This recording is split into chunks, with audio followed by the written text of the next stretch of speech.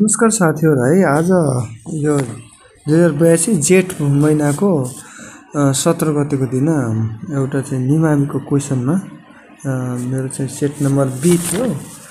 बीमा चाहिँ यो क्वेसन राखेको थियो 21 नम्बर क्वेसन राखेको थियो। विवाहको प्रारम्भमा सुर्के पुङ कर्म गर्ने जाति कुन हो भनेर चलन लागेको छ र यसमा तामाङ, बी बराम, सी चेपाङ र डी राई लेखेको थियो है। अनि मैले यसो हेर्नु न सुर्केपुङ कर्म भनेर मैले यहाँ चाहिँ हेरेँ खोजेँ।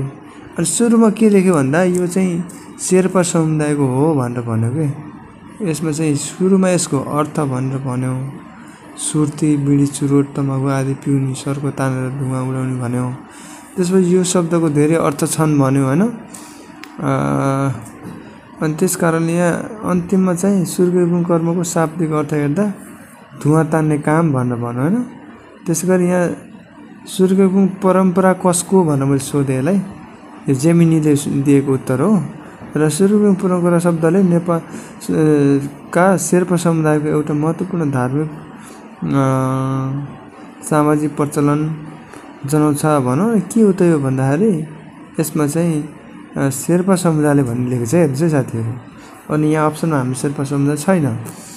त्यसपछि यहाँनिर अन्तिममा के भयो भन्दा यो चाहिँ भिक्षुहरूद्वारा चाहिँ मन्त्र जाप गर्ने, पढ्ने, ग्रन्थहरू गर्ने भन्ने यहाँहरूले छर्लङ्ग देख्न सक्नुहुन्छ। यसको महत्त्व भनेर पनि तलपट्टि लेख्दैछ सुख शान्ति समृद्धि रोग व्याधि मुक्ति मृत्यु आत्माको शान्ति कामना भनौँ। अनि बराम जाति होइन र भनेर मैले यसलाई सोधेँ कि किनकि हामीसँग अब त्यो इन्स्टिट्युटहरूले फेरि बराम जाति भनेर राखेको थियो।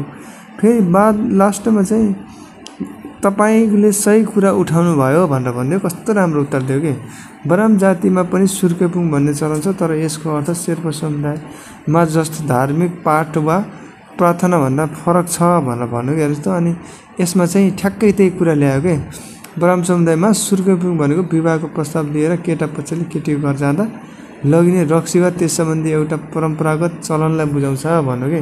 र यदि केटाकेटी राजी भयो र खुसी भयो मन परायो भने अर्कोचोटि अझ ठुलो रक्सीको बोतल लिएर जाने गरिन्छ भनेर कस्तो राम्रो उत्तर दियो यसले। त्यसपछि सुर्केपुङ भन्ने चाहिँ बराम जातिमा रहेछ। यो जाति विशेषमा चाहिँ एकदमै म खासै ध्यान नदिने भएर आज चाहिँ निकै नराम्ररी मार खाइयो। र मैले के दिमाग लगाएँ भने साथीहरू अब पुङ भनेपछि एउटा कालिम्पोङ भन्ने एउटा ठाउँ छ कि पूर्वतिर कालिम्पोङ भइसक्यो त म ठ्याक्कै मैले सोचेँ फेरि पूर्वतिर राई हुन्छ नि राई जातिसँग सम्बन्धित होला भनेर राई लगाइदिएको यो लोजिक पनि मेरो काम गरेन। वास्तवमा कुरो यस्तो रहेछ है। तपाईँहरू अरू कुन